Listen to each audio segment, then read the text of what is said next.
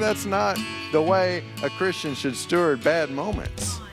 And so God is looking for us to not only be able to survive them, but actually go into them in such a way that we master the moment, that you take control of the moment. See, that's where you, and we've been talking about this, this is how you take authority over your life, is you see something, and instead of letting the enemy and the things pressing in on the outside dictate how you're going to be through it, you say no, right? You say, no, I refuse.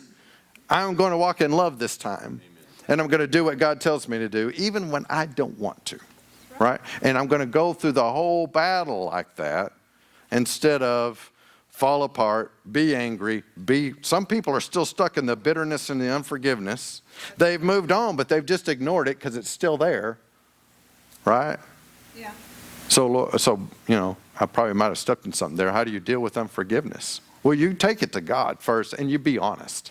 Yeah. Amen. I've been some big time honest with him a long time ago. Heavy stuff happened.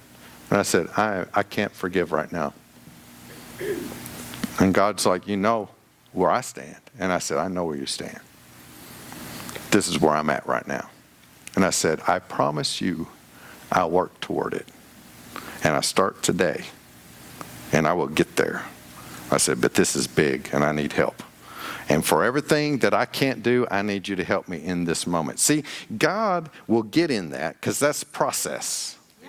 But if you keep shaking your head and saying, but they did this and I'm not, and you plant your little flag in the ground and you make no motion toward him and you say, this is just where I'm staying, then that's where your relationship stops.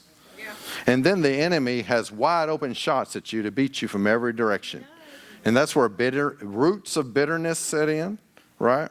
See, Jesus dealt with this with his disciples and they were talking about faith, but he was talking about unforgiveness.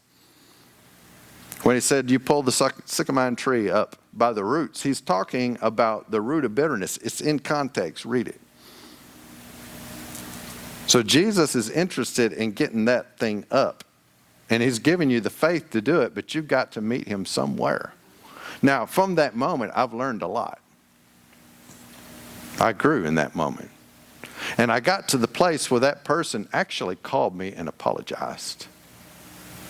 And I said, I hadn't thought about that in months. And it dictated my life for a while. It colored my life. It colored my decisions. And I knew it was, but I was mad. I felt like I had a good reason. Come on. Yep.